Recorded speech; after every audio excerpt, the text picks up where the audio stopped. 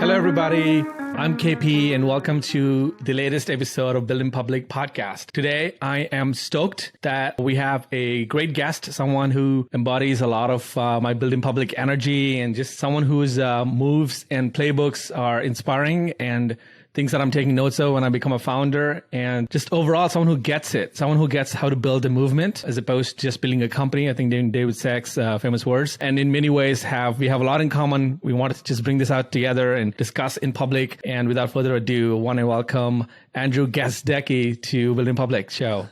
Welcome, Andrew. Thanks, dude. I'm stoked, man. Good to chat with you, man. So thanks for the invite. And I got to say, that was one hell of an intro. So I appreciate it. And also everything that you do, man. I see you doing amazing stuff, on Twitter and just supporting entrepreneurs. So stoked to be here. Love that. Thank you. Thank you. So for folks who are listening to this, I'll drop a link to this latest book by Andrew on my show notes. That's my book. The book is called...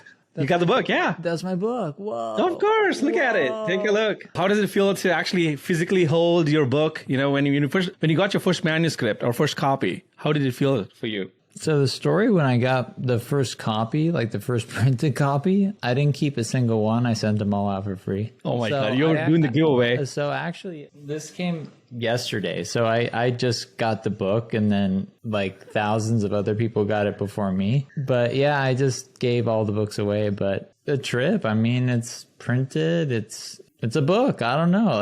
And then has it ever crossed your mind? Was it ever on your vision board? Like 10 years ago, Andrew, what would you think? If you found out that you wrote a book, it's out there, people like me are buying it, thousands, maybe millions of people are going to buy it in the next 10 years. Give me what would go through a 10-year, a younger Andrew's mind if he found out about all this. I'd say you're crazy.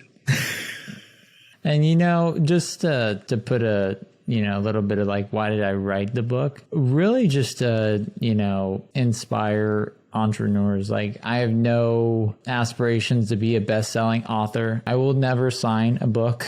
I just can't bring myself to it. I just thought, my journey building my first company was so interesting and, relatable in a lot of ways to what other entrepreneurs are trying to accomplish today by building a SaaS company, not raising a lot of money, selling it for a small but life-changing. When I say small, not the mega venture exit, but enough to set you up for financial freedom. And it's not a how-to book. It's just how I did it. I include all my mistakes, a ton of them, all the way from the idea, all the way to the exit. So when I read it now, there's an audio book version coming out pretty soon. Nice. I've been listening to that. And it's a trip because I lived it. And then it's like going down memory lane, and it just kind of makes me smile because, I always like to say, I didn't build the biggest company, but man, we had so much fun.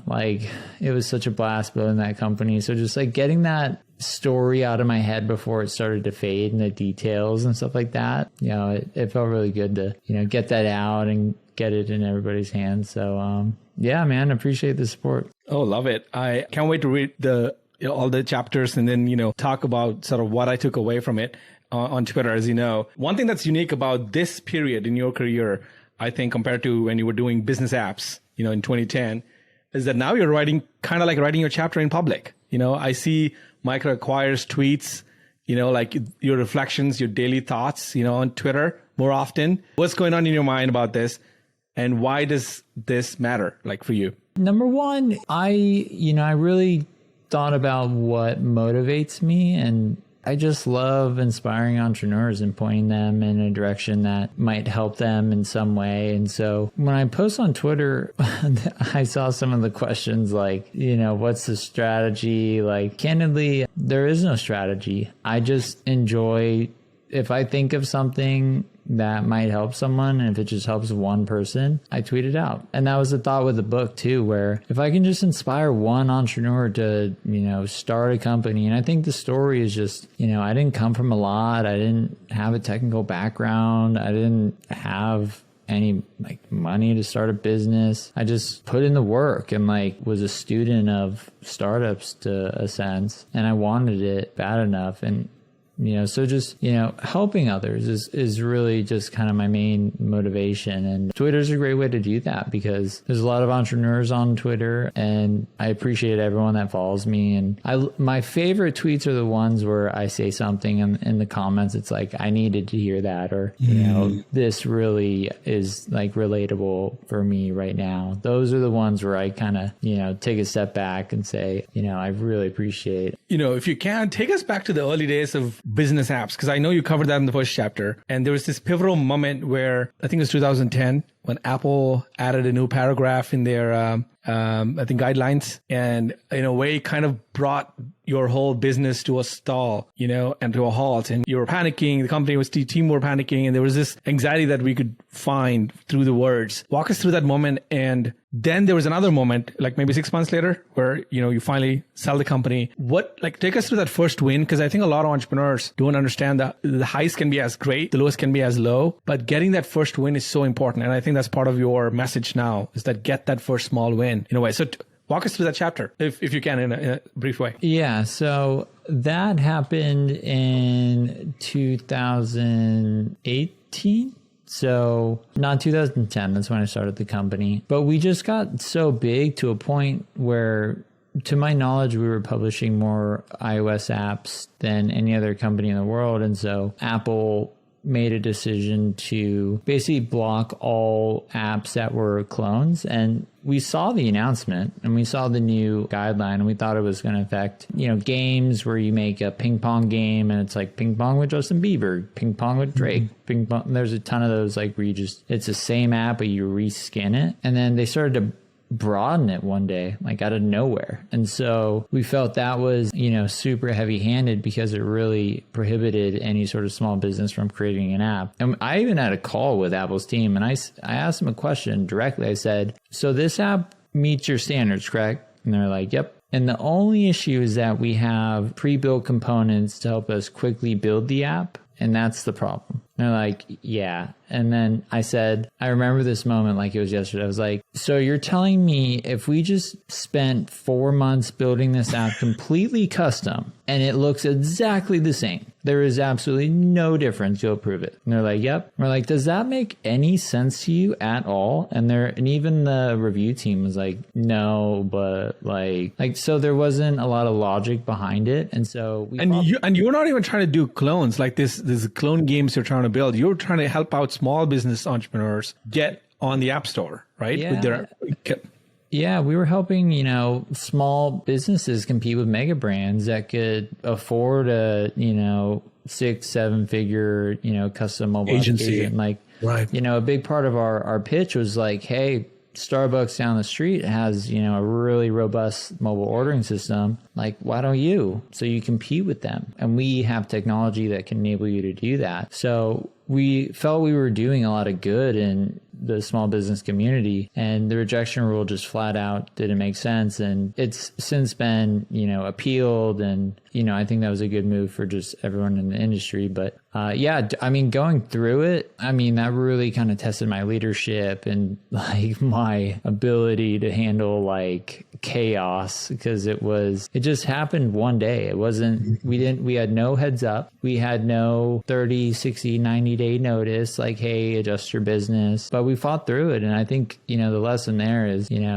startups are hard, and, sometimes you'll get punched in the face. Like there's a signed Mike Tyson glove. There we go. And it's also kind of a reminder of like, you got to plan. Everyone has a plan until you get punched in the face. And we got punched in the face pretty hard. But we worked through it. We stuck together as a team, and we worked with Apple to appeal this rejection. So I've heard of others, kind of going on Twitter. I won't say anybody, like complaining like really loud about like something they don't like about Apple. And when I saw that happening, I was like, I actually like helped change an Apple policy. All the way up to like the top execs that speak on stage. Like I spoke to them, kind of shining light on how ridiculous this was. And then it changed. And then we actually found out about the rejection changing before anyone. So there's articles within TechCrunch, which we shared that story. And then we knew about the appeal before all the media outlets. So we were like the first to hear about it because we basically, instead of complaining, we came to them with like suggestions on, would this work? Would this work? Would this work? We had a number of different ideas because they were just trying to reduce, the amount of apps in the App Store.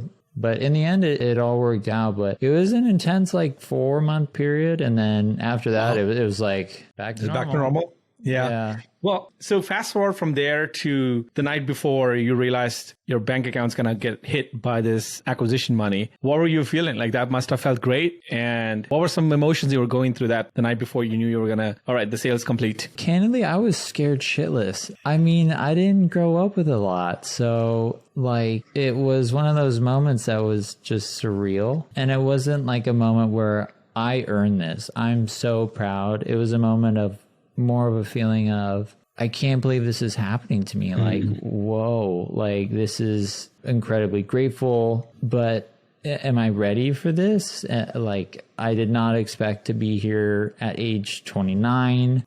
It was just surreal. So it wasn't like, yeah, my business is worth that much. Of course you're paying that. It was more like, wow, this is kind of scary in a weird way. I'm really nervous. I hope everything works out and the deal goes through because you have a closing date where, all due diligence is done. You have a circled date where you're going to sign the purchase agreement. And yeah, day before close or probably a week before close, I was, just in a weird state of is this real? Is this happening?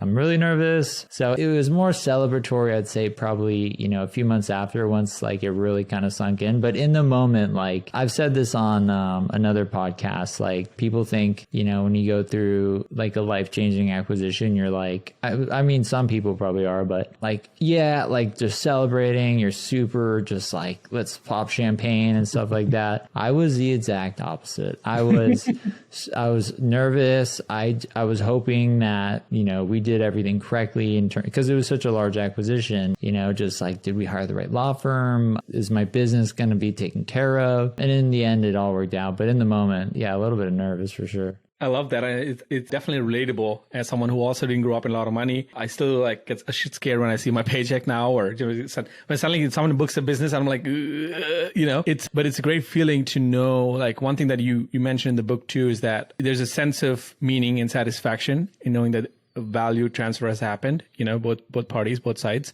And it just feels good to know that whatever you put out in the world, somebody's valuing it and then they're benefiting and they want to take it forward. That's part of the acquisition goals, right? Yeah. I'd say, my favorite part about Bizness Apps was, so we worked with a lot of resale partners and we helped thousands of people basically add new lines of revenue to their business. And they would take for example, we'd sell a mobile app for, $20, $30 a month. They would resell it to their clients under their brand for $100 a month. If you do the math on all of that, we had an ecosystem of in the hundreds of millions of dollars. So we were we built a product that help small businesses, but then also help agencies grow their business. So we just had and then we had, a ton of copycats come out. So they were also helping small businesses. So in a way you kind of led the way there too, kind of led the generation of these other copycats too. A little bit. Right. Yeah. I think that was the most rewarding part is just that feeling of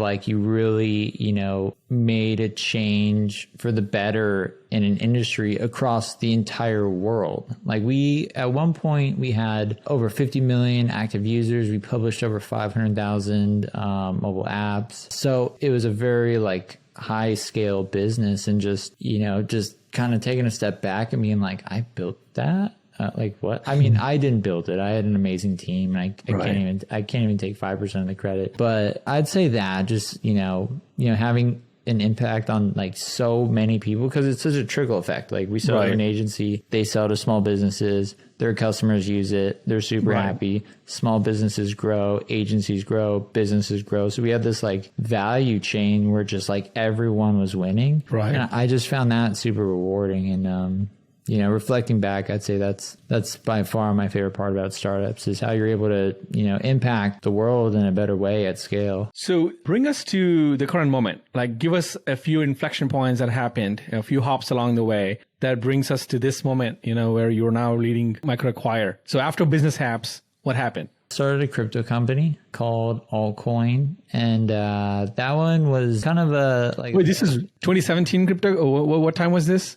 It was when like the big bubble crashed. Yeah, the ICO time. Wow. Yeah. So we didn't do an ICO. We raised about $800K for the business, and we ended up selling it to a company called B&K to the Future, which is essentially like WeFunder for like crypto projects. But what we were trying to do was speed up times on the Ethereum blockchain. Because when you send Ethereum or even Bitcoin, it's really slow. It can take like 45 minutes. Right. So we were using a layer 2 sidechain solution called Plasma, and we chipped away at it, and we were making some pretty good progress. And the first application that we were going to use that for commercialization was essentially like a decentralized Coinbase. And then the SEC came out and they started finding like companies that had done ICOs, and they find a similar decentralized exchange. And so we took a step back and we were like, are we in the tech business? Or are we in the regulatory compliance business? Like we're going to need to get a money transmitter license. I even spoke to the SEC proactively. I reached out to them just as like, hey, we're not going to launch. Like we're going to be completely compliant. Like we're not like, religious about crypto. We're like, this has to be released. And we made a decision to, sunset that business. So we essentially pulled a move out of Bizness Apps' strategy where we, took our exchange and then we switched it over to a white label model. And the idea behind that was if we can just get one, enterprise customer to absolutely love, what we've built, maybe we can sell them the whole company. And then we did that, and then the funds were returned back to investors, and we kind of just moved on from there. But the critical lessons that I learned from that business was, number one, the importance of founder market fit. Is a very complex product, and I'm not a technical founder. So that's something that needed to be led by a technical founder. I did a great job marketing the business. It was featured in, Bitcoin.com, Cointelegraph, all the major, whatever crypto publications during the bubble of like the ICO, when everyone's trying to get in there. Because we were the first to do cross blockchain atomic swap between where you can trade Bitcoin for Ethereum without someone in the middle. Right. So we got some exposure for that. But also just loving your customer, crypto users and customers, great community. But really, my passion lies in, entrepreneurs and startups. And so, those are probably the two key lessons I learned was, number one, from my next startup, I wanted something where there was strong founder market fit. Right. So I'd gone through 2 acquisitions, and I had some insights into, how that process works, what could be better. And then when I sold first business, the first thing that happened was I had like 10 of my entrepreneur friends reach out like, how'd you sell your business? And so that was kind of like, does anyone talk about acquisitions? Is there any educational material? Like there's books on fundraising, there's books on marketing, there's books on sales, there's books on everything but the most important part of the founder's journey, which is the exit. So I thought, maybe there's an opportunity here. And then going back to the customer, I'm a big believer that you just have to love the customer because you talk to them all day. Like I talk to, awesome people like you, like other entrepreneurs, other, startup founders. And so, if you build a business around a customer that you truly don't like talking to all day, every day, not literally like 24/7, but very frequently, it's just going to be harder because someone's going to create a similar business and they're going to love that customer and they're going to beat you. And so that became really clear to me. And that's what led me to MicroAcquire. The last 5 minutes, you blew my mind again. And you did that first time when you came to On Deck. And, if you remember that first session we had where it was the first time I think I heard how powerful founder market fit in action could be. Because, I knew that in theory, like everybody talks about product market fit, founder market fit. So I just heard about it, read about it. But watching you kind of like exemplify it, that's become like the number of times I've mentioned that specific quote, what you just shared, Andrew, within ODNC and On Deck and, et cetera, is insanely high. Because I keep telling people, if you personally as a founder don't have a deep insight into a market because of your past, because of your history, because of, I don't know, something that you've done in the past, it's going to be very, very hard. I mean, you can still do it, but it's like playing the video game at the hardest mode, and you will have very little empathy into what customers are going through, what subtle intuitive things, that are hard to put it on a customer discovery interview, right? Yeah. And sorry, go on. I'll give you a real example from, how I built MicroAcquire. So I just thought, what would it take me to list a business on a marketplace? Because before that, the only options to sell your business were,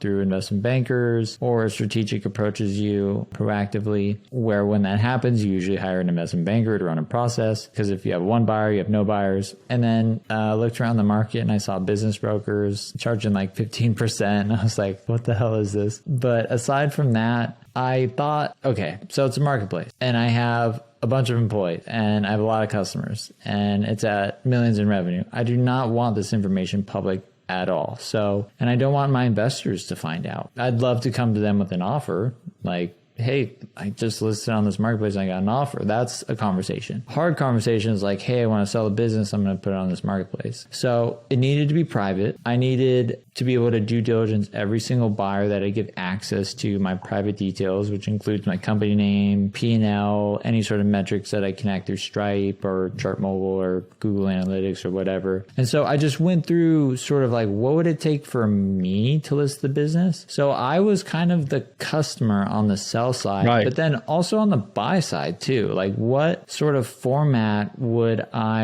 because I briefly was looking to buy a SaaS company also prior to MicroAcquire, and nothing was specific to SaaS. Nothing felt like it was for startups and acquisitions. Right. It felt more for like fire sales and just quick sort of really cheaply priced, low quality startups. And there's nothing that felt like a high quality vetted marketplace, right, where I can speak directly to the founder. I don't want to speak to a founder that's been coached and knows exactly what to say and how to position themselves. Like, I just want to know you. Like, right, really, why are you looking to sell? What's your ideal outcome? Where's the opportunities here? Do we get along? That's like the biggest thing. Because if it's not like buying a car where you just get the keys and see ya. I might have questions like 3 months from now. So I want to make sure I have a good relationship with you, not the broker and the investment banker in the middle. And there's obviously legal ways to, force someone to like, hey, you got to do consulting for XY period. So I thought through all of that. Like, what do I want? And then also I don't want to pay a huge fee. So like I launched MicroAcquire where you can sell your business without any fees, no fees. 0%. Nothing can beat that, right? Yeah. It's like, and it's proved to be very efficiently, and we will have some sort of fee over time. But the way we're going to do that is we're going to add value to the acquisition. So it's easier, it's a end-to-end, guided process where, both the buyer and the seller feel safe. It can also be optional. So we're not going to like lock down everybody. So if you still want to sell for free, you can go for it. But if you want a little bit more insurance with such a big acquisition. So again, just using like those unique insights. So that's why founder market fit is so important, because if you have unique insights that other people don't and you're in love with the problem, like I was literally like steaming when I saw the market. I literally was like, this is highway robbery. Like there's no other options. There is zero innovation. This is a blue ocean opportunity. Like literally we can rethink how acquisitions should take place. We can streamline this and we can automate 90% of the work that,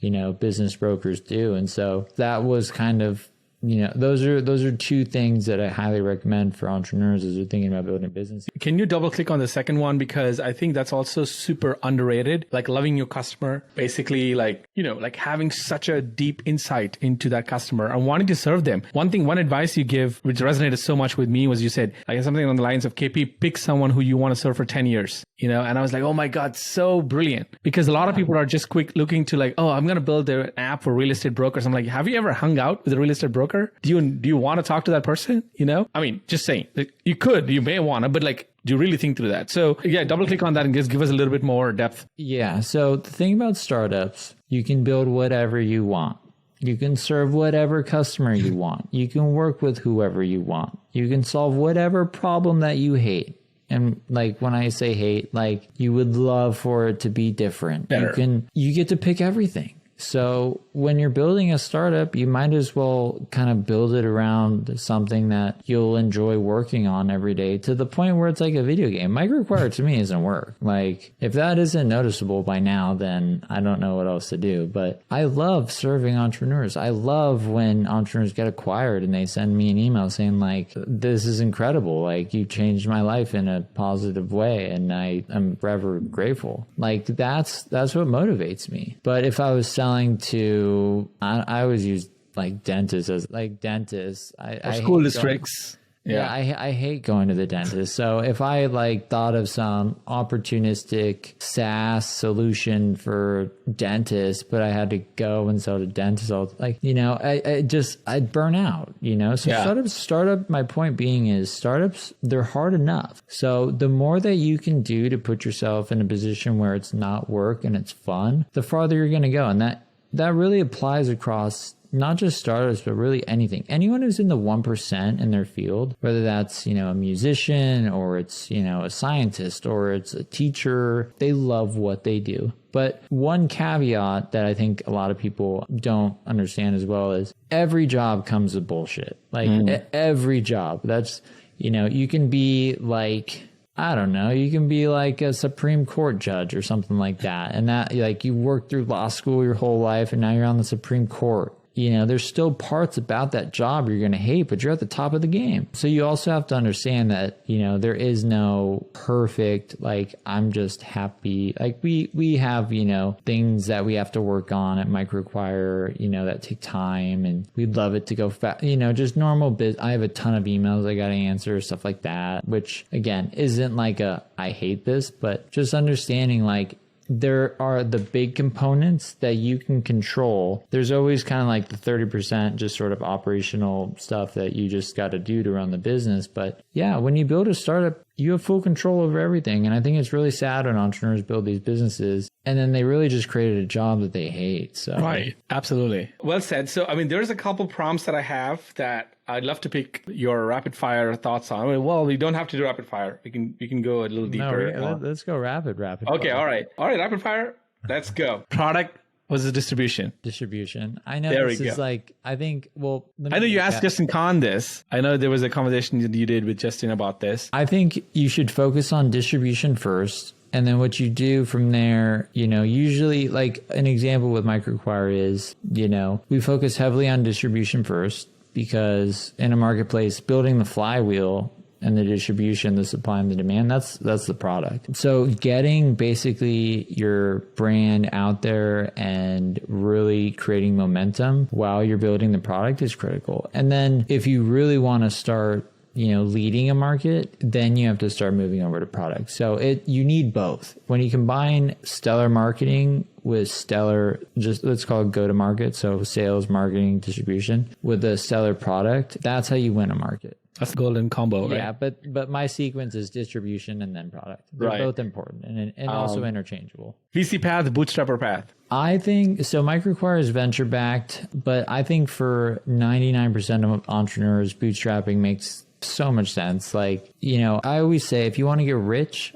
bootstrap. If you want to change a market, raise venture capital. That's what I'm trying to do at MicroAcquire, and it requires a lot of capital to do that. So when you bootstrap, if you bootstrap a business to $1 million in revenue, you can sell that for, let's just call it like 3, 4, 5 million. You're set for life. Right. Unless you're, you know, a psycho and you need like a private jet or something like that. But like, I just don't think a lot of entrepreneurs, and just to, you know, kind of broaden this point, is a lot of entrepreneurs like start these companies and they just hear about this like one path that all entrepreneurs go down, and they think that's the only way to be successful. But like, if you're thinking about, you know, bootstrapping or, you know, raising venture capital, I think the main question you should ask yourself is like, what is an ideal outcome? Is it $5 million? Because if it's just $5 million, like, build, you know, make sure you make decisions that lead towards that outcome. Because once you touch any sort of venture capital, that's off the table. Right. And I think a lot of entrepreneurs, like, there's so much fundraising going around that you can get seduced into it. The next thing you know, you're like, again, I have a job I hate, because I raise money from people I don't like, or I have a board and they tell me what to do all the time, or I'm under all this pressure all the time. And really all I wanted to do was, solve this problem for this customer and then maybe sell it a few years down the line. And then also just statistically, to be successful when you raise venture capital, the bar is $1 billion, decabillion. Right. So you're asking entrepreneurs like, hey, especially first-time entrepreneurs. That's why I'm such a big fan of stair-stepping in entrepreneurship is, this is my third startup, probably my 10th, but the rest, so I've been building businesses my whole life. It's mentally stimulating to just swing for it. Like, let's see if we can rethink a market. The financial outcome is the last thing I'm thinking about. But if you're at a stage where, it's your first startup and you get to any sort of profit, like you're in the money, you're at the blackjack table and you got some chips that you can cash in. But when you raise venture capital, those chips are taken away and you got to get a lot more chips until you can cash it in. So I just, long story short, for 99% of entrepreneurs, bootstrap, and then also understand you can always change your mind. I mean, that's the fun thing with bootstrapping is that you can always switch gears and suddenly say, all right, that's what Bubble did. For 6 or 7 years, they were bootstrapping Bubble.com, the no-code tool. And suddenly this went and raised $100 million round last year. You can name your terms, you can name your firm, you can name, the amount, like you're much more disciplined, But it's way harder to do the other way around, almost impossible. If you raised venture capital, it's almost impossible to go say, all right, I'm going to go indie now. Like, yes. Yeah. That's why it's so important. Just like write down, what do you want out of this startup? If it's like, candidly, when I was building business apps, again, growing up, without a lot of means, I just wanted to get rich. I'm totally fine admitting that. Like, I helped a lot of people along the way, but, without, growing up with, means, like, it just kind of was something that I wanted to be a millionaire. Like, that was my goal. And so we had, offers from VCs to raise, but, we were in the money. And when I mean in the money, we were, generating revenue. We raised very little capital. We only raised 100,000 from 2 just like awesome mentors that, 100K was probably worth 10 million in terms of mentorship from them. And that's how like I learned so much about building businesses. Not saying I'm like an expert or anything like that, but yeah, bootstrap for as long as possible is the way to go. All right. Third rapid fire question.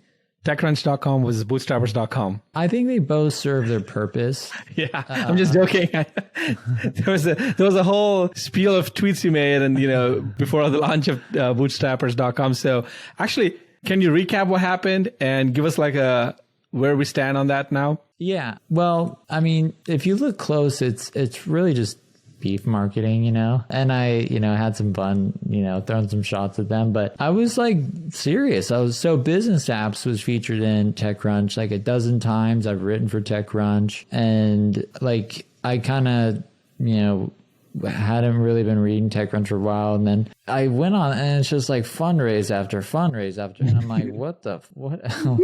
Do you guys talk about businesses anymore? Like, and I called him out on it. And then one of the reporters was like, we do cover bootstrap businesses. And I was like, okay, what's the percentage? And then crickets. And then I just thought, okay, well, you're a venture capital PR agency. Like, that's cool, bro. And then instead of just continuing to complain, I just saw it as an opportunity. So that's another thing for entrepreneurs. If you see something that should be changed, don't complain about it, do something about it. So I bought bootstrappers.com. We have a separate team within MicroAcquire, completely separate, and we just cover like the business stories that I grew up reading. Like TechCrunch in 2010 compared to where it is today is totally different.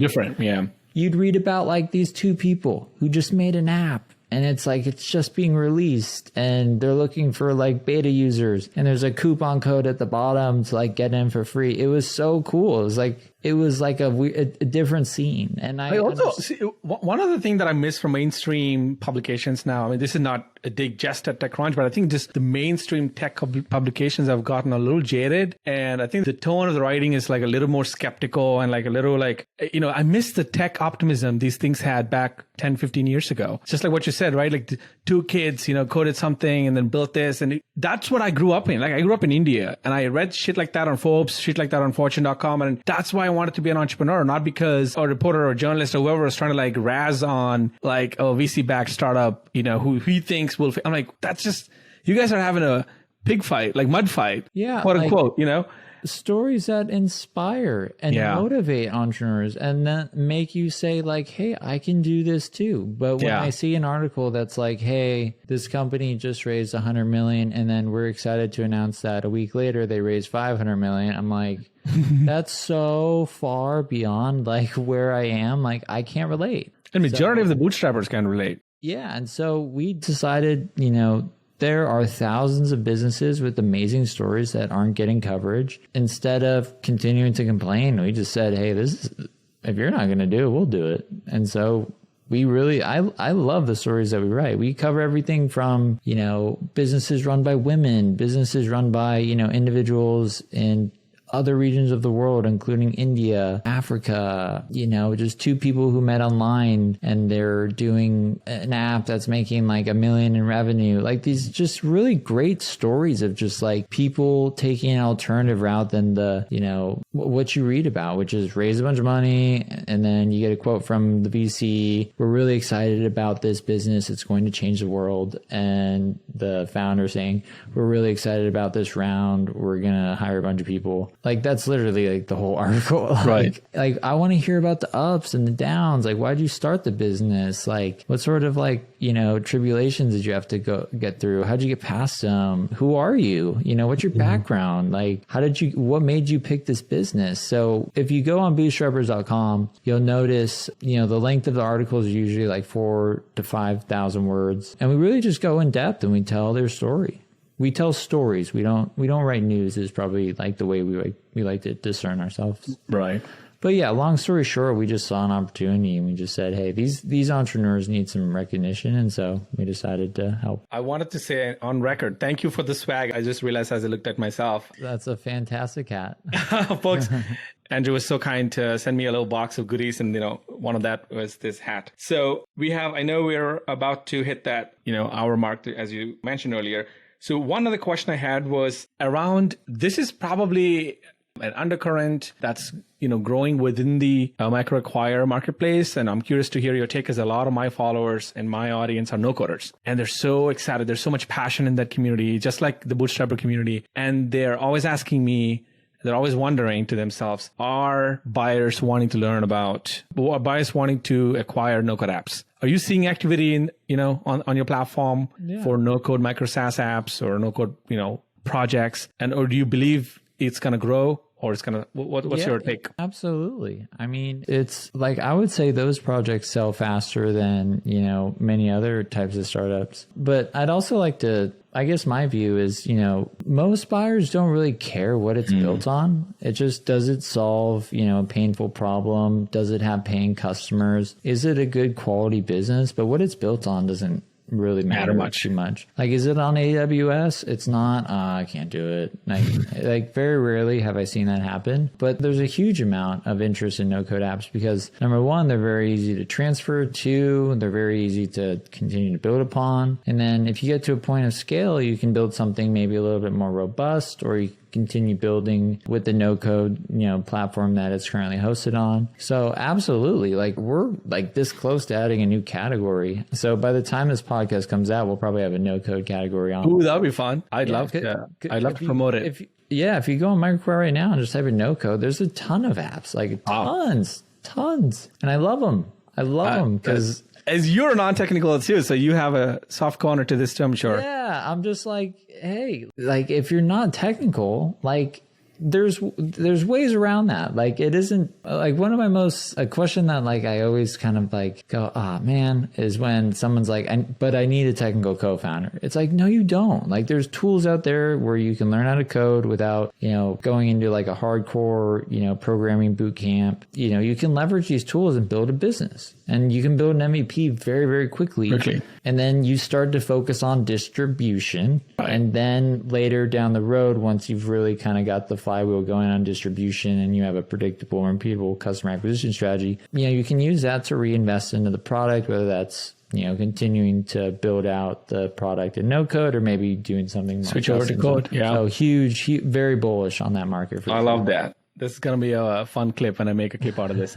Little known fun fact, a lot of people don't know, but I kind of learned so two things. One is I actually had a MicroAcquire moment just before joining On Deck. I didn't know about MicroAcquire at the time, but one of my no-code projects, which is called Letter Drop, at the time, it was meant to be a product hunt for newsletter editions. So every day you read like Packy McCormick stuff or David Perel stuff, but it was basically your daily feed of who dropped what, like on an edition level. So you get like a daily feed of who dropped what. And it was within like 3 weeks, I got like inbound acquisition offers, and I committed to joining On Deck. So I was like, okay, sure. I'm going to, it was a small exit, but it felt so good, to your point. And I was like, wow, you got MicroAcquired. Yeah, I got MicroAcquired. So it's like such a great feeling. And I shared that with my, our fellows at On Deck. And I'm like, guys, you got overthinking this shit. Like, you don't know, if you don't build in public, if you don't put yourself out there, all your projects, you don't know which DM you might get. And so stop overthinking it. Stop like hoarding all your projects into your silo. Put them in public, just let people know that this is what you're building on. And so, yeah. I couldn't agree more. I think building in public and really, I didn't even know about building in public. Like I just, it was MicroAcquire's like 2-year birthday yesterday. Oh, congratulations on that. Yeah. And I threw up that first sort of like revenue graph thing. And, building in public is really like storytelling in public. What you're doing is you're bringing people along for your ride, for the ups and the downs. And, people want to root for you. Like keep going. Like every entrepreneur like needs motivation. And sometimes like you will be surprised at how many other entrepreneurs will root for you. Like, right. We're all in the same boat. We're all going through the same struggles. We're all trying to figure stuff out as we go. And the more that you share and the more that you're open, the more that you share, your learnings, your mistakes, like how are things going, the more attention your project gets and the more attention your project gets from customers or it's referred to other customers. So there's like really no downside. And it's such a huge competitive advantage, especially in today with all the buzz everywhere. People want to hear these like real stories of like how people are building companies. Right.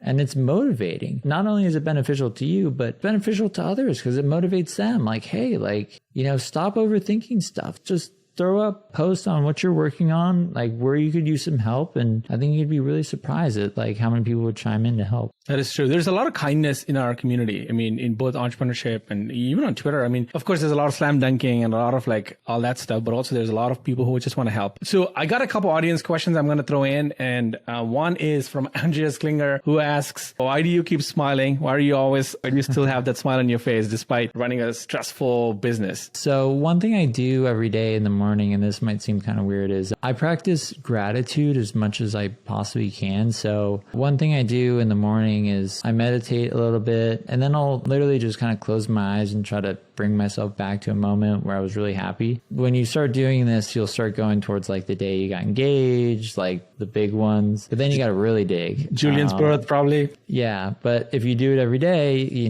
got to start thinking about other stuff. And today was like, me and my friends would put like duct tape in the road, so like when cars like drove over it, it like sounded like it popped their. We were little rascals, but like it brought me back and it just put a smile on my face. I also like listen to stand-up comedy in the morning.